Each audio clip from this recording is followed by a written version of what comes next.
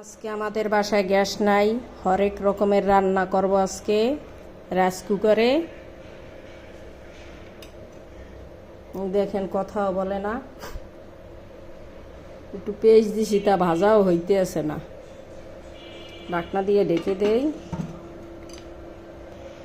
সব পদে মাখাইয়া খাইয়া বসাবো। চিংড়ি মাছ দিব, তারপর মুরগির গোশ দিব, চাউলের মধ্যে ডাইলের মধ্যে আবার আলু দিছি। দেখেন সবটা মিশাইয়ে গিশাইয়া একবারে রান্না করব। এক কায়দায় তো খেতে তো হবে। আবার বক্সে পেস্ট টেস্ট কাঁচামরিচ সব কেটে নিয়েছি। দেখেন সব কিছুই একেবারে রেডি, কিন্তু গ্যাস নাই। দেখেন রাইস কুকারও কথা বলে না, কি করব, পেটে তো ক্ষুধা অনেক।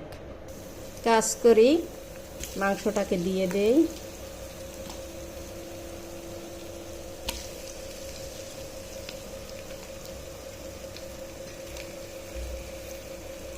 চিংড়ি মাছটাও দিয়ে দেই, সব ভাজি কেটে ফেলাই।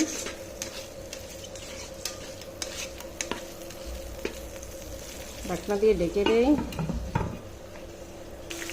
আদা দিয়ে দেই, জিরে বাটা দিয়ে দেই, রসুন বাটা দিয়ে দেই, হালকা পরিমাণ মরিচের গুঁড়ো দিয়ে একটু লাল হবার জন্য।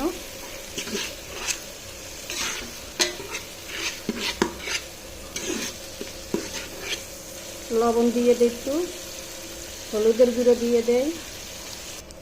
একেবারে চালটা দিয়ে দিছি, এখন ভালো করে নাড়াচাড়া দিয়ে লই মাংসের ভিতরে।